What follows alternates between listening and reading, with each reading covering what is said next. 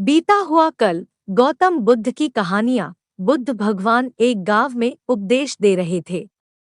उन्होंने कहा कि हर किसी को धरती माता की तरह सहनशील तथा क्षमाशील होना चाहिए। क्रोध ऐसी आग है जिसमें क्रोध करने वाला दूसरों को जलाएगा तथा खुद भी जल जाएगा। सभा में सभी शांति से बुद्ध की वाणी सुन रहे थे, लेकिन वहां स्वभाव से ही अतिक्रोधी एक ऐसा व्यक्ति भी बैठा हुआ था जिसे ये सारी बातें बेतुकी लग रही थी। वह कुछ देर ये सब सुनता रहा, फिर अचानक ही आग बबूला होकर बोलने लगा, तुम पाखंडी हो। बड़ी बड़ी बातें करना यही तुम्हारा काम है। तुम लोगों को भ्रमित कर रहे हो। तुम्हारी ये बातें आज के समय में कोई मायने नहीं रखती। ऐसे कई कटु वचनों सुनकर भी बुद्ध शांत रहे। अपनी बातों से ना तो वह दुखी हुए, ना ही कोई प्रतिक्रिया की। यह देखकर वह व्यक्ति और भी क्रोधित हो गया और उसने बुद्ध के मुंह पर थूक कर वहां से चला गया। अगले दिन जब उस व्यक्ति का क्रोध शांत हुआ तो उसे अपने बुरे व्यवहार के कारण पछतावे की आग में जलने लगा और वह उन्हें ढूंढते हुए उसी स्थान पर पहुंचा। पर बुद्ध कहाँ मिलते, वह तो अपने शिष्यों के साथ पास वाले एक अन्य गांव निकल चुके थे। व्यक्ति ने बुद्ध के बारे में लोगों से पूछा और ढूंढते ढूंढते जहां बुद्ध प्रवचन दे रहे थे वहां पहुंच गया। उन्हें देखते ही वह उनके चरणों में गिर पड़ा और बोला, मुझे क्षमा कीजिए प्रभु। बुद्ध ने पूछा, कौन हो भाई? तुम्हें क्या हुआ है? क्यों क्षमा मांग रहे हो? उसने कहा, क्या आप भूल गए? मैं वही हूँ जिसने कल आपके साथ बहुत बुरा व्यवहार किया था। मैं शर्मिंदा हूँ। मैं मेरे दुष्ट आचरण की क्षमायाचना करने आया हूँ। भगवान बुद्ध ने प्रेमपूर्वक कहा, बीता हुआ कल तो मैं वही छोड़कर आया गया और तुम अभी भी वही अटके हुए हो। तुम्हें अपनी गलती का आभास हो गया, तुमने पश्चाताप कर लिया, तुम निर्मल हो चुके हो। अब तुम आज में प्रवेश करो। बुरी बातें तथा बुरी घटनाएं याद करते रहने से वर्तमान और भविष्य दोनों बिगड़ते जाते हैं।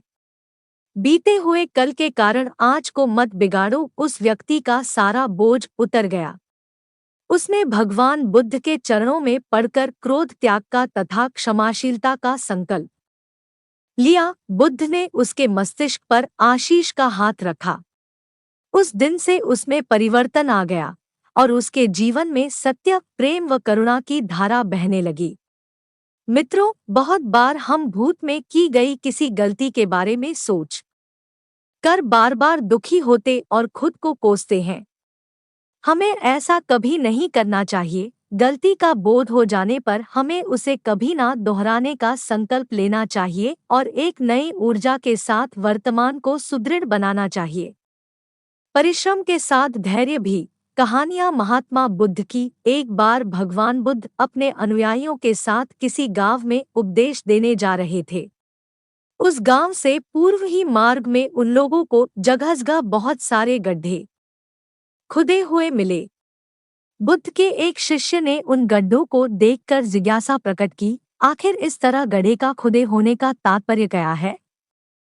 बुद्ध बोले, पानी की तलाश में किसी व्यक्ति ने इतने गड्ढे खोदे हैं।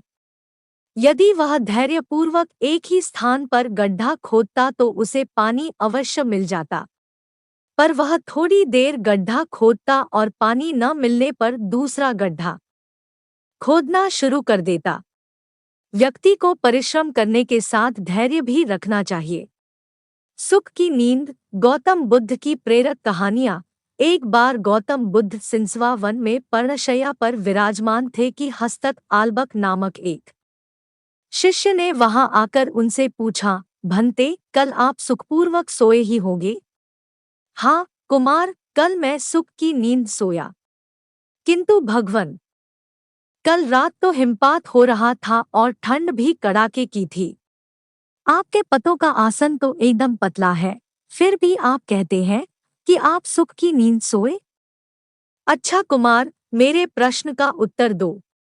मान लो किसी गृहपति के पुत्र का कक्ष वायुरहित और बंद हो उसके पलंग पर 4 अंगुल की पोस्तीन बिछी हो, तकिया कालीन का हो तथा ऊपर वितान हो और सेवा के लिए 4 भार्याएं तत्पर हों, तब क्या वह गृहस्थी पुत्र सुख से सो सकेगा? हाँ भंते, इतनी सुख सुविधाएं होने पर भला वह सुख से क्यों न सोएगा? उसे सुख की नींद ही आएगी। किंतु कुमार, यदि उस गृहपति पुत्र को रोग से उत्पन्न होने वाला शारीरिक या मानसिक कष्ट हो तो क्या वह सुख से सोएगा? नहीं भंते, वह सुख से नहीं सो सकेगा। और यदि उस गृहपति पुत्र को द्वेष या मोह से उत्पन्न शारीरिक या मानसिक कष्ट हो तो क्या वह सुख से सोएगा? नहीं भंते, वह सुख से नहीं सो सकेगा। कुमार, तथागत की राग, द्वेष और मोह से उत्पन्न होने वाली जलन जड़ मूल से नष्ट हो गई है, इसी कारण सुख की नींद आई थी। वास्तव में नींद को अच्छे आस्तरण की आवश्यकता नहीं होती। तुमने यह तो सुना ही होगा कि सूली के ऊपर भी अच्छी नींद आ जाती है। सुखद नींद के लिए चित्त का शांत होना परम आवश्यक है, और यदि सुखद आस्तरण हो तब तो बात ही क्या। सुखद नींद के लिए वह निश्चय ही सहायक होगा।